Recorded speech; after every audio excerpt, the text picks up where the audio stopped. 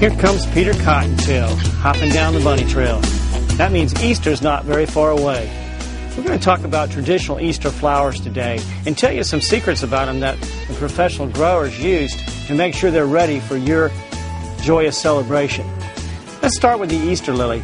This is a bulb that traditionally blooms in May and is manipulated to bloom at Easter time. And the way they do that is because the calendar changes every year. Easter kind of moves back and forth between March and April and maybe sometimes late into May. They start these bulbs about 10 weeks before they know that they're going to have them. And they grow them up, and then they chill them down. They actually go into a big refrigerator, and that slows down the process, and they can control that temperature and allow them to bloom right at the weekend of Easter. And these flowers are going to last about 7 to 10 days. One of the secrets is sometimes they get their calendar off, and to prevent them from blooming out, they'll reach down inside here and they'll pull that little yellow stamen out. And that fools the Easter lily because his whole thing is to bloom and produce some seeds. And so that stops him from doing that, slows him down for a few days. The Easter lilies bulbs come planted in these containers. After Easter, you're going to plant them out in the yard. That's a benefit of these plants. They can be planted out in the yard after Easter. Now, for the Easter lilies, you find a nice shady spot. Put them in the ground. They're gonna don't touch them. You can pull the old flowers off. Allow the greenery to stay. That's forming food for the bulb, and eventually that top will just die off and then come back next year. It'll be interesting to see if it'll hit on Easter time, but it's not going to be controlled, so you don't know. The other plants here we have is this beautiful lace cap hydrangea. Now this is traditionally blue or pink. This is kind of a rosy color. This is a special hydrangea called a lace cap. It's got a very pointed leaf here, and most hydrangeas have around it. That could have been blue or pink or different shades.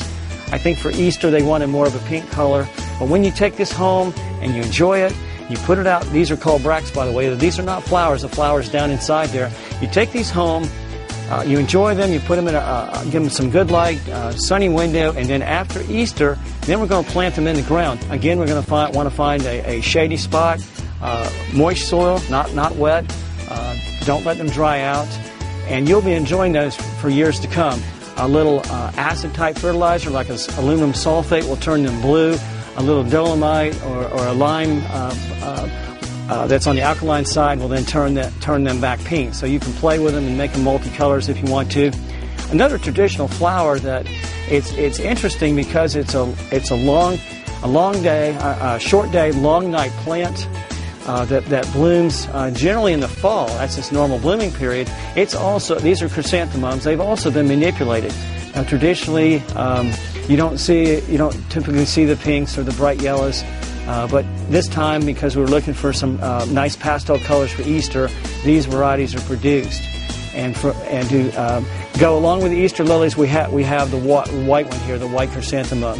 These are controlled by keeping allowing the plant to have less sunlight or more sunlight, depending on when you want it to bloom.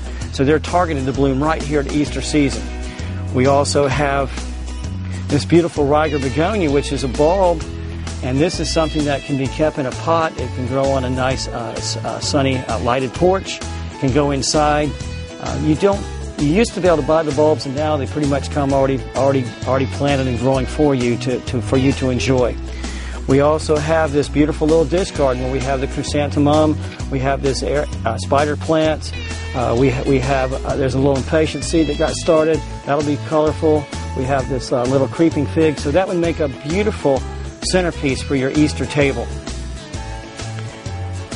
The plants can come in these aluminum sleeves. This is going to allow you to place the lily in here, and this is going to kind of act as a little reservoir. So be careful when you're watering.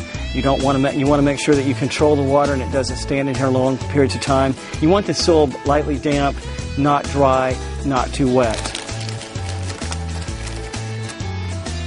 This is a standard. These are the standard flowers, especially the mums and the Easter lilies that are going to be in the churches on Sunday morning to celebrate for the Easter celebration.